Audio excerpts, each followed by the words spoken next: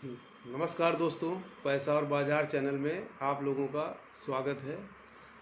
पिछले वीडियो में हमने एक मेंटल अकाउंटिंग के बारे में बात किया था, तो हमने सोचा कि इसके बारे में पुनः एक बार और बात करते हैं कि जो हमारा ही पैसा होता है, लेकिन हम पैसे के प्रति अलग अलग समय पर या अलग अलग माध्यम से जब पैसा आता है या धन आता है, तो उसके प्रति हमारी सोच और जो उस पैसे के खर्च करने की प्रवृत्ति, वो सब अलग अलग भिन्न भिन्न होती है।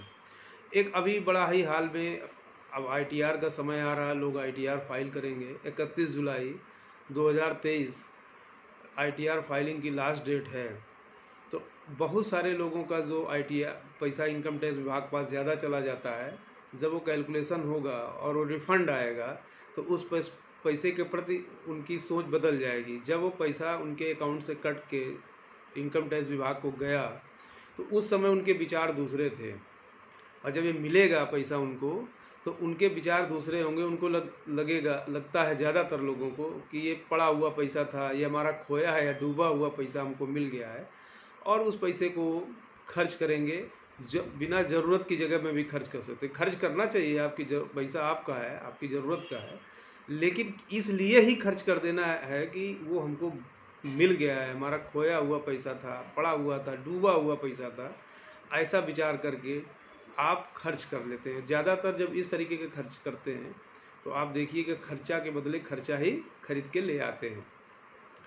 एक और हम उदाहरण देना चाहेंगे कि पैसे के प्रति समय समय में व्यक्ति का कैसे व्यवहार बदलता है। तो एक हमारे क्लाइंट थे दीक्षित जी, उन्होंने हमारे साथ एसआईपी किया और कुछ उन्होंने डेट फंड में पैसा लगाया। उन्होंने कहा कि हमारी लड़की की शादी है और उसको पैसे के अरेंज करना है। कुछ उनके पास किसान विकास पत्र थे। इस तरीके से उन्होंने धीरे धीरे करके 3-4 साल में कुछ अमाउंट इकट्ठा किया, और ईश्वर की असीम अनुकंपा से उनकी लड़की की शादी तय हो गई और अच्छे से उन्होंने शादी कर दिया। तो जो म्यूचुअल फंड का पैसा था उनको समय पे मिला, ठीक मिला, और उनकी एसआईपी का भी पैसा बहुत ठीक ठाक था, और उनका कार्यक्रम भी बहुत अच्छे से निपट गया। अब दीक्षित जी का 1 साल बाद रिटायरमेंट था। तो रिटायरमेंट के 3-4 महीने पहले से ही वो कहने लगे कि अब हमारे पास तो पेंशन की बहुत ज़्यादा व्यवस्था नहीं है, थोड़ी बहुत पेंशन आएगी तो जो हमको जो ईपीएफ से पैसा मिलेगा, ग्रेजुटी का पैसा मिलेगा, इस पैसे को कहाँ इस्तेमाल किया जाए या कहाँ इन्वेस्टमेंट कर दिया जिससे हमें मंथली इनकम बनी रहे। तो हमने उनको 2-3 उदाहरण दिए कि यदि आपको वोलेटिलिटी डर लगता हो तो आप एमआईएस कर दो पोस्ट ऑफिस में, और यदि आपको लगता है कि इससे थोड़ा सा हमको इनकम भी ज़्यादा हो और कैपिटल एप्रिसिएशन हो तो आप म्यूचुअल फंड में पैसा लगा दीजिए और एसडब्ल्यूपी प्लान ले लीजिए। उन्होंने कहा नहीं, आप ही को सब देखना है और हम तो कुछ जानते नहीं। हमने कहा जानना ज़रूरी है। अब ये 3 महीने लगातार बातचीत चलती रही। जब भी मुलाकात हो तब वो कहें, फिर लास्ट में वो कहें कि आप ही को देखना है और हम कुछ नहीं जानते हैं, जैसे अभी पहले देखते आए हैं उसी तरीके से आप इस पैसे को भी देखिएगा, बस हमारा मंथली व्यवस्था हो जाए। जब इन्वेस्टमेंट का बारी आई, पैसा उनको आ गया, वो दिसंबर में रिटायर हुए और मार्च में उनके अकाउंट में पैसा आया, तो फिर एक बार कहा गया कि आप विचार कर लो कि आपको करना क्या है। आप यदि म्यूचुअल फंड में आते हैं तो यहाँ वैल्यूएशन इसकी शॉर्ट टर्म में वोलेटाइल होंगी, ऊपर नीचे होंगी। बोले नहीं ठीक है, हमें कोई दिक्कत नहीं है, और वो पैसा म्यूचुअल फंड की एक स्कीम में इन्वेस्टमेंट हो गया। स्कीम और व्यक्ति का पूरा नाम जानना ज़रूरी नहीं है, हमारा संदर्भ इतना है कि आप समय समय पे किस तरीके से व्यवहार करते हैं ये बताने के लिए इस कहानी को, ये सच्ची कहानी है, और यदि वो सुनेंगे तो जान जाएंगे कि हमारी ही बात हो रही है। तो उन्होंने इन्वेस्टमेंट हो गया अप्रैल के महीने में, मार्च में उनको पैसा मिला, अप्रैल में इन्वेस्टमेंट हो गया। अगले महीने से उनको एमआईएस आना था, तो चूँकि इन्वेस्टमेंट की जो डेट थी वो 20-22 तारीख के बाद थी, तो ये हुआ कि 1 तारीख के बाद या 10 तारीख के बाद वो मंथली उनका विड्रॉल आएगा। अब इसके बाद जब वो मई का महीना आता है तो वो मुलाकात होती है, शाम के 8 बज रहे होते हैं और वो कहते हैं कि क्या हमारा ये पैसा निकल सकता है।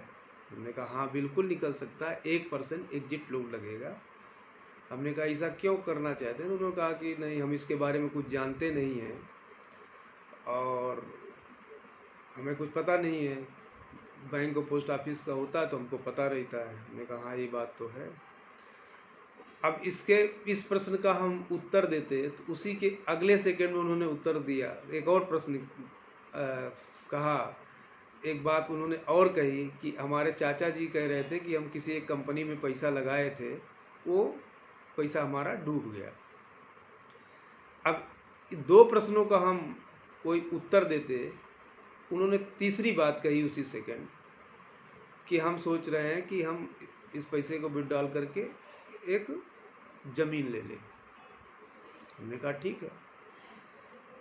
तो जो व्यक्ति 3-4-5 साल से म्यूचुअल फंड में इन्वेस्टमेंट कर रहा था, अपनी बच्ची की शादी में उसने पैसा निकाला, अच्छे से काम किया, अब उसका वो चूँकि रिटायरमेंट का पैसा था और उससे उनको इतना इमोशनली अटैच्ड हुआ या डर लगा है, जो भी उनके मन में आया, वो कितना सच बोल रहे थे या झूठ बोल रहे थे वो जाने, लेकिन जो ये 3 बातें उन्होंने कही और 30 सेकंड के अंदर ही तीनों बातें कही, तो उससे समझना बड़ा कठिन हो गया कि आखिर अंदर उस चल क्या रहा उनके, या उनको म्यूचुअल फंड से डर लग रहा था तो उसका समाधान होता, या उनको किसी ने बता दिया कि यहाँ पैसा डूब जाता है इससे डर लगा है, या उनके मन में कुछ और प्लान था। ठीक है, लेकिन वो 3 प्लान एक ही पैसे में, और बहुत ज़्यादा अमाउंट नहीं था, मात्र 10 लाख रुपए थे। तो 10 लाख रुपए में बहुत कोई अच्छी ज़मीन नहीं मिल पाती है, या 10 लाख रुपए में बहुत ऐसा कुछ नहीं होने जा रहा था कि जो इतना वो भयभीत हुए, और उससे पहले वो विड्रॉल कर चुके थे। लेकिन चूंकि वो रिटायरमेंट के बाद का पैसा था, तो शायद उनकी पत्नी में कुछ ऐसा रहा होगा या डर बैठा होगा जो खुल के नहीं कह पाए। तो पैसे के प्रति उनका जो अटैचमेंट था उस धन के प्रति, वो स्वाभाविक था, लेकिन वो उसके साथ में डर भी आया उनको। रात में ही पैसा, चूँकि ऑनलाइन का ज़माना है, विड्रॉल हो गया। 3-4 दिन बाद, चूँकि उस समय मई 2019 की ये बात है, तो इलेक्शन का समय था और 13 तारीख को शायद लास्ट वोटिंग थी, और एग्जिट पोल आए 13 या 14 तारीख को, और ये 10 तारीख की घटना है। फिर हमारी मुलाकात हुई, हमने कहा उसी जब एग्जिट पोल आया तो एक ही दिन में 5% करीब मार्केट बढ़ गया। तो हमने कहा कि देखो आप विड्रॉल नहीं किए होते तो 5% आपको मिल गया होता, जबकि आपने 1% एग्जिट लोड आपका लग गया विड्रॉल करने से। उन्होंने कहा कि इतनी जल्दी क्या थे, तो आपने क्यों निकाल दिया? तो अब वहाँ ग्रीड उनको हावी होने लगा कि हमने 5% नुकसान कर लिया, वो और हमारे ऊपर ही दोष देने लगे। जब आपको रात की नींद नहीं आ रही है, आप रात में बात कर रहे हैं और इस तरीके से बात कर रहे हैं कि 3 बातें एक साथ कर रहे हैं कि हमारे चाचा जी का पैसा डूब गया, और जो है हमको पता नहीं इस पैसे को क्या होगा, कैसे होगा, हम तो इसके बारे में जानते नहीं। तीसरा, फिर उसी पैसे से प्लाट भी खरीदने लगे, उसी पैसे से MIS भी होगा। तो सब कुछ हो रहा था, वो कुछ न कुछ छिपा रहे थे, या उनके अंदर जो चल रहा था वो स्पष्ट रूप से बात नहीं किए। आज वो पैसा यदि यहाँ लगा होता हो तो मंथली वो विड्रॉल भी लिए होते तो करीब 12-13 लाख रुपए हो गया। यदि नहीं विड्रॉल हुए तो करीब 16 लाख रुपए उसकी वैल्यू है। तो उन्होंने उस अपॉर्चुनिटी को मिस किया केवल अपने स्वभाव की वजह से। तो यही मेंटल अकाउंटिंग है कि आप लोग पैसे का जो, कि हमारे बहुत मेहनत की कमाई का पैसा है, ये हमारे आखिरी पैसा है रिटायरमेंट का, आप इनलॉजिकल होने लगते हैं, आप भावनात्मक ज़्यादा होने लगते हैं। भावनात्मक भी रहना चाहिए, लेकिन थोड़ा लॉजिकल भी रहना चाहिए। आपको पता करना चाहिए, यदि आपके मन में सवाल आ रहे हैं तो आपको पता करना चाहिए कि क्या यहाँ पैसा डूब सकता है या किसी का ऐसा हुआ है। यदि चाचा जी ने आपके कहीं इन्वेस्टमेंट किया तो चाचा जी से पूरी इन्फॉर्मेशन क्यों नहीं लिया, कि कहाँ किए थे, कितना पैसा किए थे, क्या उन्होंने म्यूचुअल फंड में किया था, किसी कंपनी में किया था, ऐसी बहुत सारी कंपनी, क्या म्यूचुअल फंड में ऐसा होता है? तो ये सारी चीज़ों को यदि आप जानकारी लेना चाहते हैं तो ज़रूर ये आपका भय ख़त्म किया जा सकता है। यदि आपको यहाँ इन्वेस्टमेंट नहीं करना था, 6 महीने से आप प्लानिंग कर रहे थे, 6 महीने के बाद आपने निर्णय लिया, 1 महीने में आप कब मन बदल गया। तो जो पहले की जो भी घटनाएं हैं या कहाँ की घटना है, कितनी कैसी घटना है, उसकी फुल जानकारी आपको होनी चाहिए, तभी तो किसी चीज़ का आप विश्लेषण करेंगे। तो इसी तरीके से करते हैं। दूसरा, लोग बहुत सारा एक और मेंटल अकाउंटिंग में करते, कई बैंक अकाउंट खोल के रखते हैं, जबकि वो जानते हैं कि सभी बैंकों में एक ही तरीके का काम होता है। बहुत ज़्यादा 2 बैंक कर लो आप, बहुत ज़्यादा बैंक अकाउंट कर लेंगे तो उनको मेंटेन करना मुश्किल है। अब सभी बैंक खातों में कुछ ना कुछ पैसा पड़ा होगा, आप कहो उनसे बात करो तो इतनी भैया बैंक क्यों करके रखे हो, तो बोले अरे ये तो हमारी बहुत पुरानी है, जब हमने नौकरी ज्वाइन किया था तब खोल दिया था।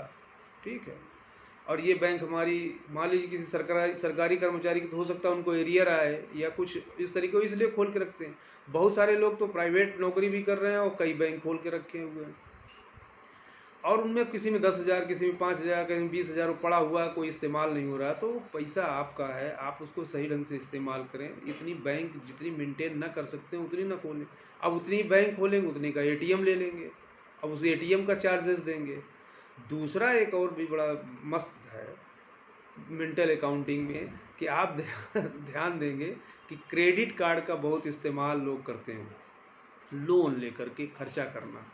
और आप जब अपने कैश किसी काउंटर में पैसा देते हैं तो आपके कुछ पैसे के इमोशंस अलग होते हैं। आप देखते हैं कि हमने 10,000 रुपये खर्च कर दिया, 20,000 रुपये खर्च कर दिया आज, तो वो आपको समझ में आएगा। लेकिन जब आप कार्ड से पेमेंट करते हैं तो आपके अकाउंट से कट जाता है या क्रेडिट कार्ड से कट जाता है, और वो धीरे से आपको समझ में नहीं आता है, और जब उसका बिल आता है तब आपको देना पड़ता है। यदि नहीं दे पा रहे हैं तो जानते हैं क्रेडिट कार्ड का जो इंटरेस्ट रेट है बहुत ज़्यादा है, उतना कोई इनकम नहीं करता है।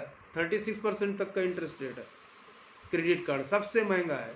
तो क्रेडिट कार्ड से का इस्तेमाल बहुत समझदारी के साथ किया जा सकता है। जो अर्निंग पॉइंट मिलते हैं ना, पॉइंट मिलते हैं, इतने पॉइंट मिल गए, इतने पॉइंट मिल गए, ये एक फरेब है। इसके चक्कर में ना पड़ें। आपको यदि ज़रूरत नहीं है तो क्रेडिट कार्ड ना लें, ये आपको फिजूल खर्ची से रोकेगा। दूसरा एक और बड़ा जो एग्जाम्पल है, आप देखते हैं कि लोग 8-10 लाख, 15-15, 20-20 लाख की एफडी किए हुए हैं। एफडी का रिटर्न कितना है? 5.5%, 6%। और वही व्यक्ति 8-9 लाख की कार खरीद रहा है, वो भी लोन से, लोन दे रहा है 9.25%, 9.5%। अब आप कमा रहे हैं 6% के आसपास, वो दे रहे हैं 9% के आसपास, 10% आप दे रहे हैं, तो ये आप नुकसान कर रहे हैं। अब उसका वो तर्क बड़ा अच्छा देते हैं, का इनकम टैक्स के लिए दे रहे। अरे जब आपका इनकम टैक्स से क्या लेना है, आपके पास खुद का ही पैसा पड़ा हुआ है एफडी में, तो सरकार थोड़ी मना कर रही कि आप एफडी का पैसा तोड़ करके कार नहीं ले सकते हो, कि आपसे इनकम पूछने लगेगी वो। तो आप दूसरे एक और तर्क देते हैं कि बोलते हैं बड़ी मुश्किल में इतना पैसा हमने जमा किया है, वो हमारा तो जो है कार में ही चला जाएगा। तो कार में चला जाएगा। जब आप कार खरीद रहे हैं तो आप चाहे धीरे धीरे करके कार का पैसा अदा करें, और जो आपका 10 लाख की यदि लोन ले लिया है तो आप 13 लाख 14 लाख रुपए दे रहे हैं, 3-4 लाख रुपए आप एक्स्ट्रा दे रहे हैं, उतना आप कमा नहीं रहे हैं। तो आप धीरे अपना जो जमा हुआ पैसे से गाड़ी खरीद लें, और फिर धीरे धीरे जमा करके फिर इकट्ठा कर लें। जैसे आप ईएमआई पेड करेंगे वैसे आप फिर अपना पैसा इकट्ठा कर लेंगे, लेकिन आप 3-4% का गेन कर लेंगे। तो यही सब मेंटल अकाउंटिंग है जो आप धीरे धीरे ध्यान नहीं देते हैं, और बहुत सारा पैसा इसी तरीके से खर्च करते रहते हैं, और इमोशनली जो है निर्णय लेते रहते हैं। तो मेंटल अकाउंटिंग की बात को आज जो है हम यहीं पर जो है विराम देंगे। और यदि आपको ये बातें कैसी लगी तो आप कमेंट्स करें, और यदि चैनल में पहली बार आए हैं तो सब्सक्राइब ज़रूर करें। धन्यवाद दोस्तों।